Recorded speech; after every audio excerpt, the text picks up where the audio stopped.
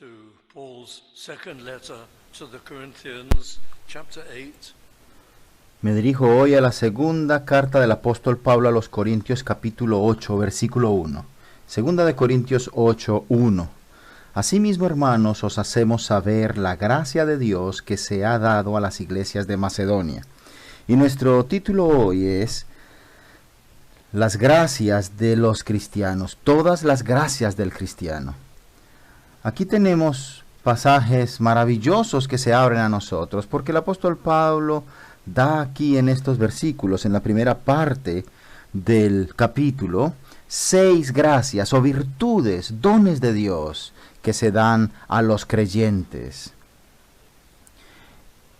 Y él trata con ellos y ve 7 características que aplican a todos o a la mayoría de ellos, y muy desafiantes y muy de gran ayuda para nosotros. Así que es como un pequeño manual en sí mismo de ciertos aspectos de la vida cristiana. Así que aquí, en el capítulo 8 se nos dice, asimismo, hermanos, y se hace la introducción a un tema que debe ser conocido por ustedes, y es que la gracia de Dios que ha sido dada a la iglesia de Macedonia. Pero antes de profundizar en estas características de los dones de Dios a nosotros, vamos a hacer una lista de ellos desde el versículo 7. Habrán 6 virtudes o dones que el apóstol Pablo de manera particular trata y enlista aquí. Por tanto, en todo, abundáis en la fe. Por tanto, en todo, abundáis en la fe. Y aquí vemos entonces un poco cómo él profundiza en esto y van apareciendo. De hecho, en el versículo 7, lo que el apóstol Pablo lo que está diciendo es, y aquí hay en todo abundáis, hay un superlativo, un como superabundante, es un superlativo que se refleja más claramente en el griego. Y es como se manifiestan estas gracias en un grado de prueba, y es algo poderoso en el texto. Y en el original nos da un poco más de fuerza. Por tanto, como en todo abundáis, allá hay un superlativo, y entonces empieza la lista. Primero, en fe. Ese es el primero. Bueno, la fe es la base de la vida cristiana. Nosotros vivimos por fe. Ese es un don de Dios que se nos da con la conversión. La palabra que se traduce como fe es literalmente convicción o persuasión profunda. El Espíritu Santo ilumina el corazón cuando venimos a Cristo, y entonces Él nos da una profunda persuasión o convicción de que estas cosas son verdaderas y de que estas cosas son reales. Y entonces el apóstol Pablo dice en Efesios capítulo 2 que es un don de Dios, o sea que es parte de la obra iluminadora del Espíritu Santo en los corazones. Y desde ese momento nosotros sabemos casi que por instinto que el Evangelio es verdadero y que Dios es verdadero y que estas cosas son ciertas. ¿Acaso es entonces la fe un sentimiento como una sensación? No. Es Dios que siembra en nuestras mentes de manera razonable estas cosas, de manera que vienen a ser casi que obvias para nosotros, de manera instintiva. Y esto nosotros vemos cómo el hombre caído se refleja de manera clara en nuestro alrededor, y vemos que el hombre es voluble e imperfecto, y aunque no es 100% terriblemente, no manifiesta de manera total la maldad, sí que está contaminado en todos sus aspectos y constantemente intenta expresarse a sí mismo en estas categorías de maldad. Y la doctrina de la depravación total nos muestra que a menos que el Espíritu Santo obre en el hombre la convicción y el trato de manera que alumbre el corazón, es obvio que entonces el hombre manifestará únicamente pecado. Así que una vez nosotros recibimos la razón, la iluminación del Espíritu Santo, entonces es cuando el razonamiento del ser humano obra de manera completa y clara, pero esto es únicamente después de la obra del Espíritu Santo en nuestras vidas, porque antes nosotros no podíamos entender estas cosas, pero cuando el Señor nos ilumina y obra en nuestros corazones, sabemos que esto es cierto y experimentamos la verdad que se nos enseña. Y entonces el apóstol Pablo sin lugar a dudas, conecta la palabra fe con convicción. Porque y esto opera también cuando nosotros testificamos a otros. Y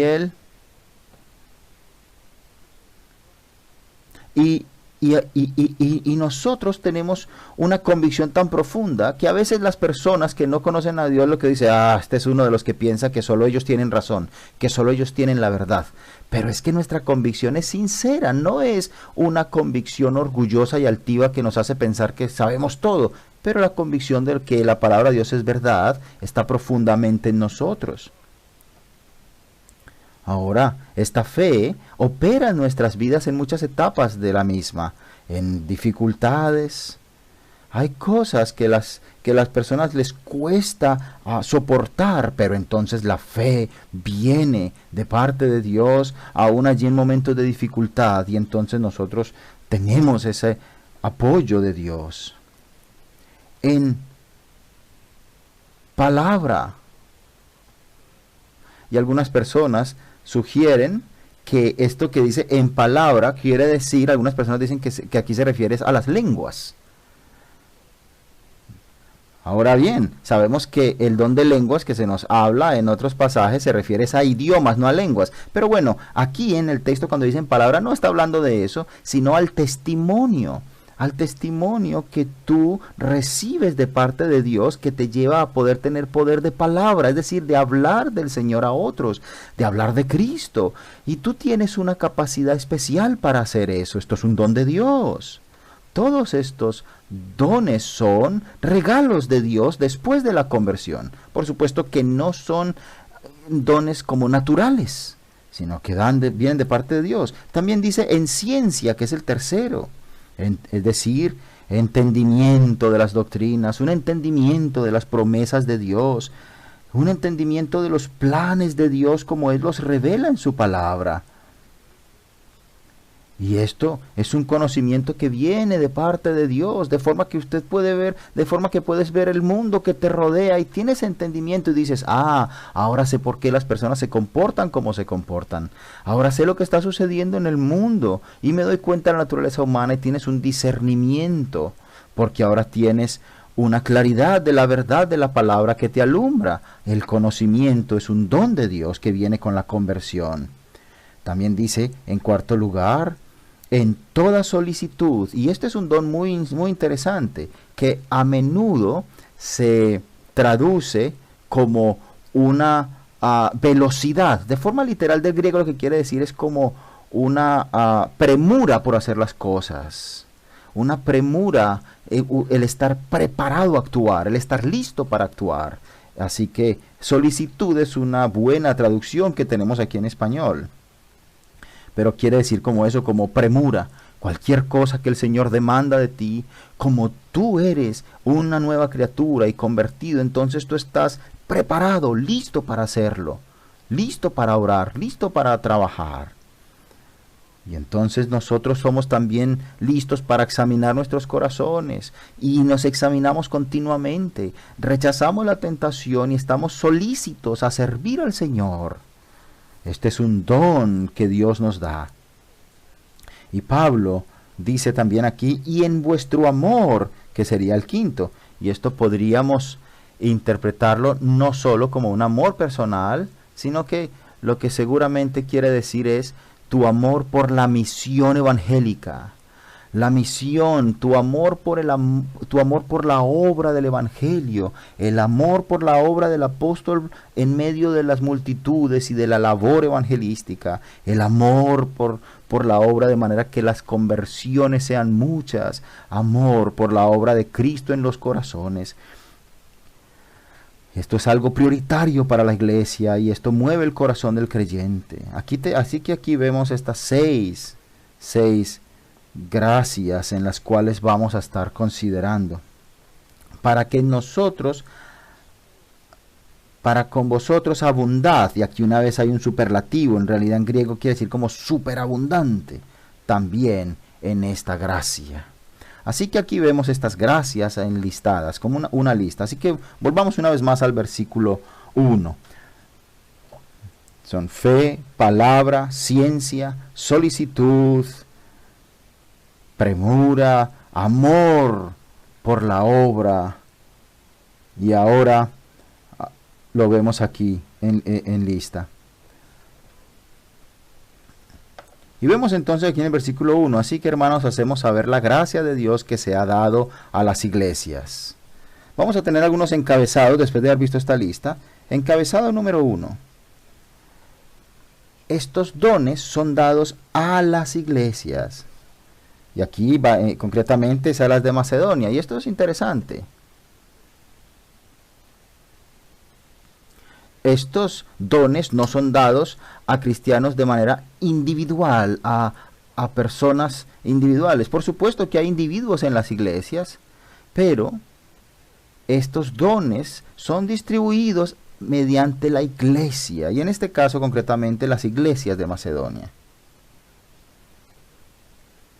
Y aquí vemos que hay tres iglesias, son la iglesia de Filipos, de Tesalónica y de Berea. Esas tres son las iglesias de Macedonia a las que el apóstol Pablo se refiere. Y aquí vemos que estas iglesias han sido de manera particular alertadas de la necesidad de soportar a otros, al pueblo de Dios, como un don. Ahora, ¿cómo es que ellos lo hicieron? Manera 6. El versículo 6 dice, de manera que exhortamos a Tito, para que tal como comenzó antes, asimismo también acabe entre vosotros esta obra de gracia. Así que Tito, el predicador que Pablo había señalado para los corintios, tenía que enseñarles estas cosas. Esta gracia estaba en sus corazones por la enseñanza de la palabra de Dios. El predicador debe apelar a las personas.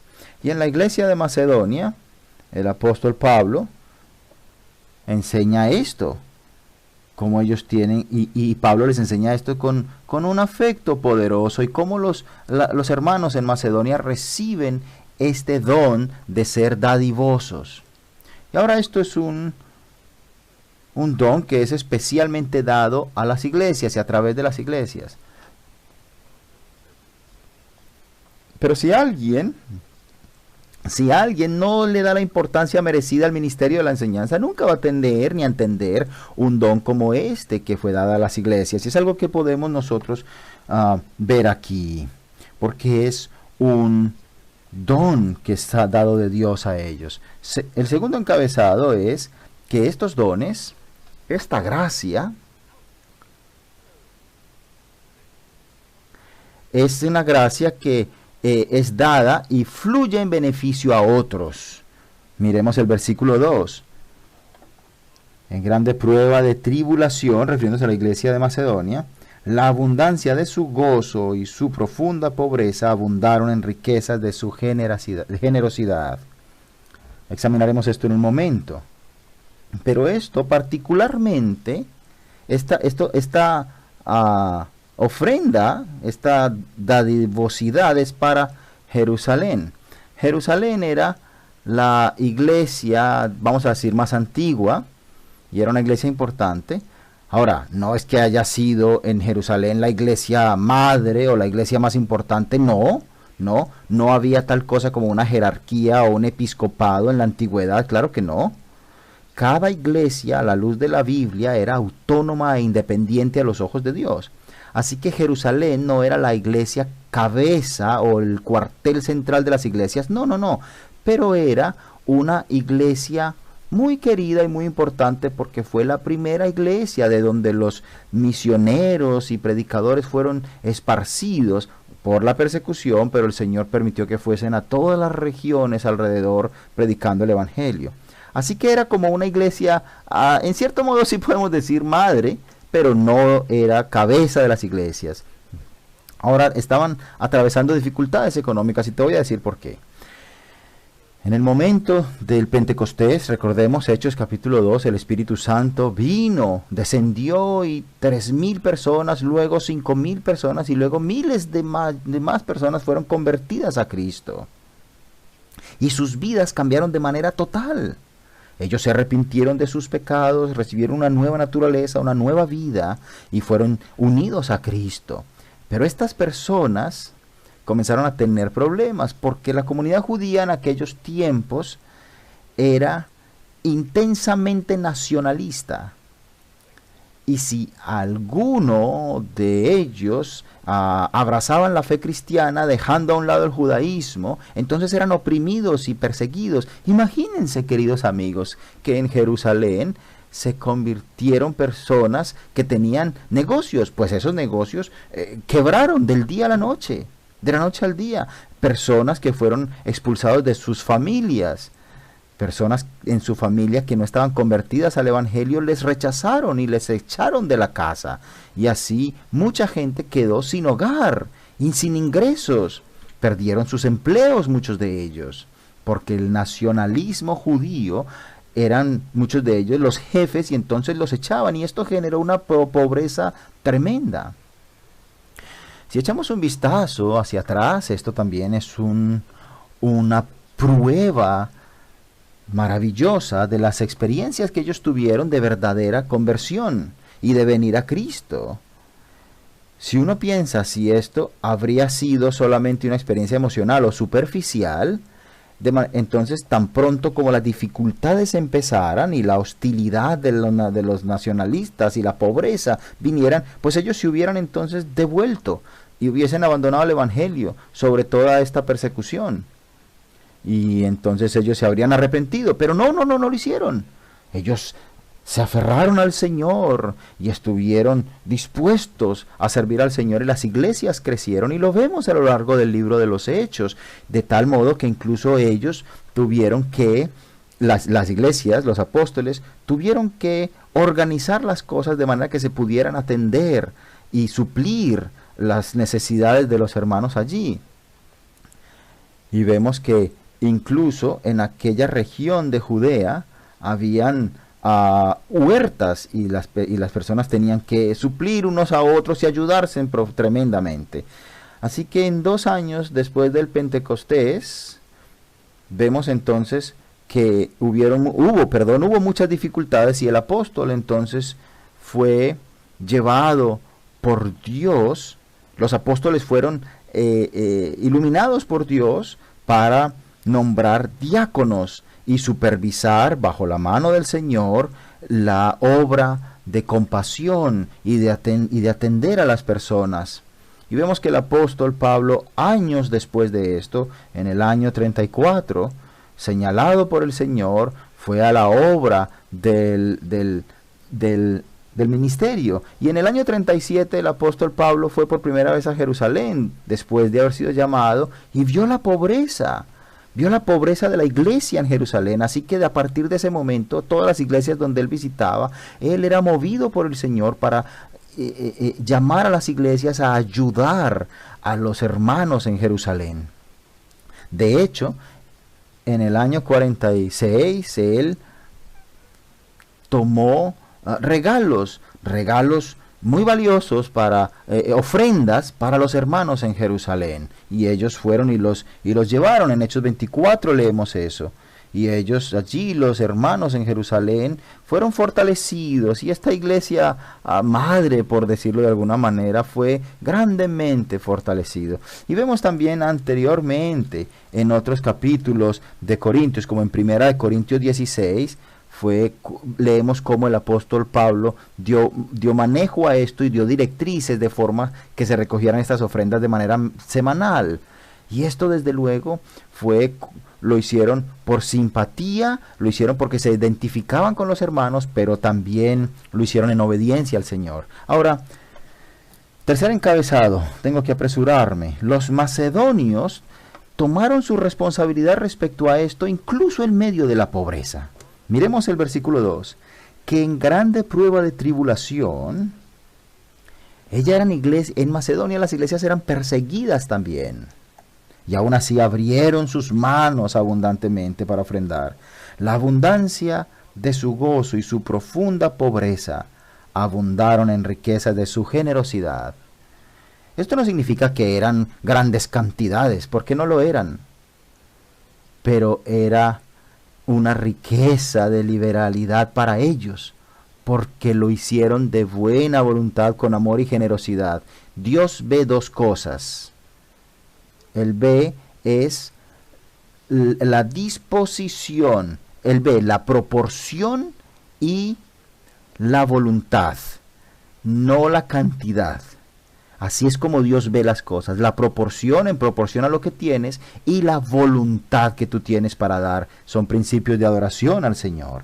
Y vemos aquí entonces, dice aquí en el versículo 3, que dieron aún más allá de sus fuerzas.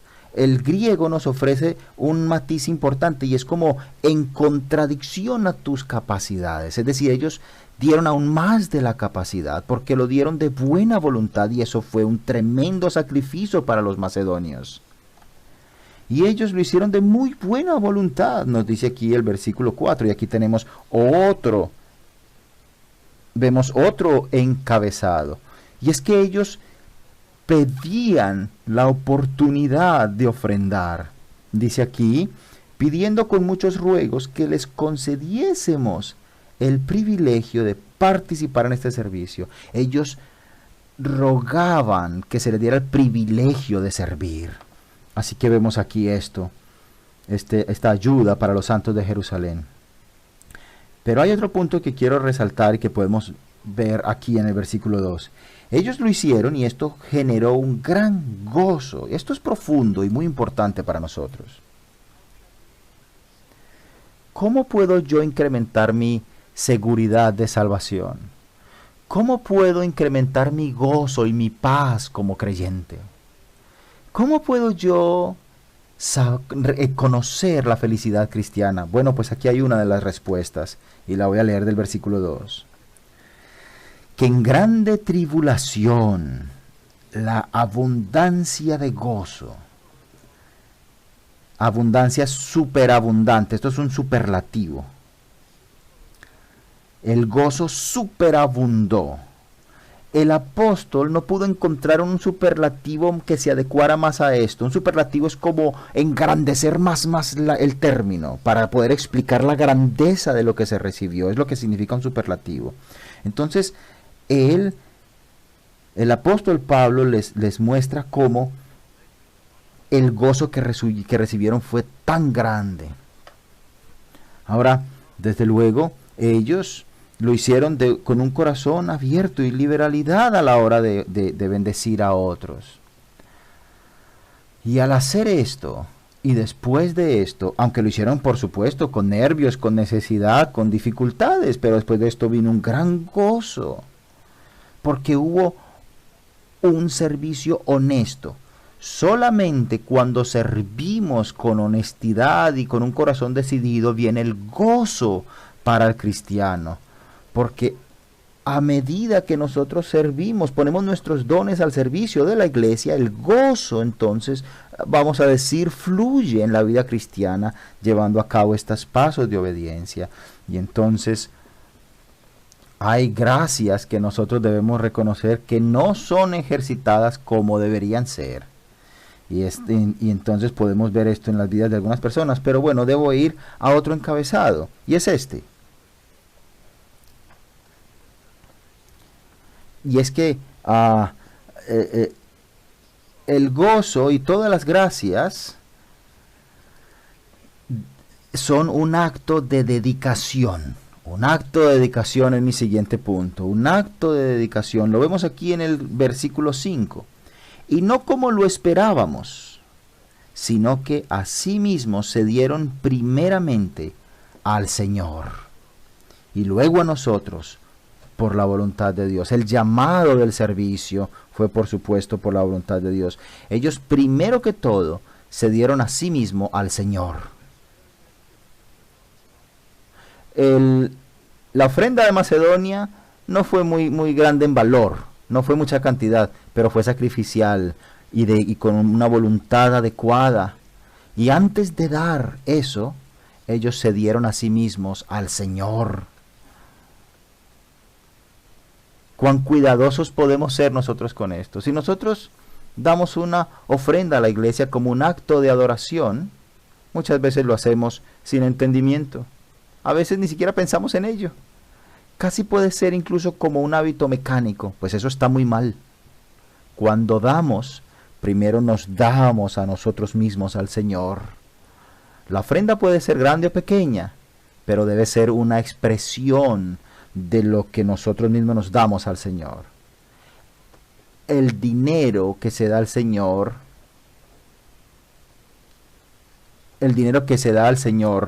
sin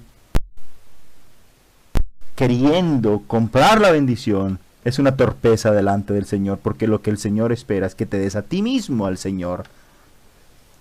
Esto es un problema con las ofrendas electrónicas o por transferencia. Es conveniente y está bien, y muchas personas lo dan por transferencia bancaria, así que como que ni siquiera te enteras. Ya es una actividad mecánica que el banco hace mensualmente, transfiere a la iglesia y no tiene como mucho sentido para algunos. No, nosotros debemos darnos primero al Señor y saber que todo lo que nosotros damos, todo lo que tenemos pertenece al Señor y solamente damos de lo que recibimos. Heme aquí, Señor, soy todo para ti. Esto es lo primero, versículo 5. Pero primeramente se dieron al Señor y luego a nosotros por la voluntad de Dios. Y aquí vamos a otro breve encabezado, y es que el ejercicio de esta gracia que fue dada por los macedonios mueve a otros, es algo que mueve a otros a hacerlo. Versículo 6, de manera que exhortamos a Tito, dice aquí, a Tito para que tal como comenzó antes, asimismo acabe también entre vosotros esta obra de gracia, este don, esta gracia, esta ofrenda. Está hablando de una ofrenda. Ahora, esta gracia se estaba demandando que fuese ejercitada por los corintios también. Ellos habían pensado hacerlo, pero ahora que debían ser recordados de hacerlos. ¿Por qué? Bueno, pues porque Corintios, como ya lo hemos visto, tenía problemas. Desde luego, era una iglesia muy buena en muchos aspectos, incluso abundaba en muchos dones que el apóstol Pablo ha enumerado antes. Pero ¿por qué razón los corintios dudaban respecto a este privilegio de ofrendar? Bueno, podemos dar algunas sugerencias, y es lo siguiente. En Corintios se había levantado una serie de falsos maestros que recogían dinero para sí mismos. Judaizantes, que decían, vamos a hacer una colecta, y recogían dinero para ellos, de manera que no se recogió la ofrenda para los santos de Jerusalén. Además había en la iglesia de Corintios una serie de divisiones internas, y algunos decían, yo estoy a favor de Pablo, yo estoy a favor de Apolos, y habían divisiones internas, opiniones divididas, y esto no permitía que fuesen una iglesia familia, como una familia en la iglesia, que mirasen hacia el mismo objetivo, sino que eso les había dividido de manera muy triste, generando contenciones y generando contiendas entre ellos. Y además también había tolerancia del pecado. Habían pecados que habían opacado el ejercitar los dones, y en particular el de ofrendar. Pero ahora entonces vemos que eran recordados una vez más, ya que Corintios tenían estos 5 dones, pero era necesario ver una vez más ver una vez más, recordarles una vez más Vamos a nombrar una vez más estos dones: fe, convicción que recibes con la conversión, en palabra, testimonio, hablar a otros de Cristo, representar a Cristo, hablar por Él. En la familia, a los colegas, a los amigos, cualquier oportunidad que tengamos, se debe hablar de Cristo. La palabra es un don, es decir, esto que dice aquí en palabra es un don que se mantiene y se fortalece por medio del ejercitarlo. Debemos ejercitarlo, prepararnos a estudiar y salir y hacerlo, y el Señor entonces equipará. Y también debemos orar y mostrar simpatía por las personas que están en una condición perdida. Y esto nos mueve a hablarles a ellos, sentir compasión cristiana por ellos. También dice aquí, estamos en el versículo 7, en ciencia. Cada vez que leemos la palabra, debemos preguntarnos, ¿qué doctrina hay aquí para mí? ¿Qué información, qué enseñanza acerca del Dios Padre Celestial, acerca de Dios el Hijo, de mi Señor Jesucristo, del Espíritu Santo, de la Iglesia? ¿Qué doctrina estoy conociendo acerca de estos pasajes? También dice aquí el siguiente don, en solicitud, es decir, en premura, en preparación, en estar listos, preparados para servir al Señor cada día, al servicio de Cristo. También dice aquí en vuestro amor por el servicio, por el llamado evangelístico. ¿Es esto una gran prioridad para mí? ¿O estoy tan distraído en mi vida personal y en mis negocios y posesiones que no pienso mucho en las cosas del Señor y no tengo una carga por la obra cristiana? ¿Cómo puedo ayudar? ¿Cómo puedo colaborar en la obra del Señor, de los creyentes que están necesitados? El trabajo a través de las iglesias, estas obras, estos dones operan a través de la iglesia, deben ser ejercitados de manera que sean de bendición para otros. Las ofrendas deben ser voluntarias, traen gran gozo y son un acto de dedicación a Dios. Queridos amigos, es suficiente para nosotros. Hemos enumerado los dones, las gracias y las características de esta maravillosa enseñanza.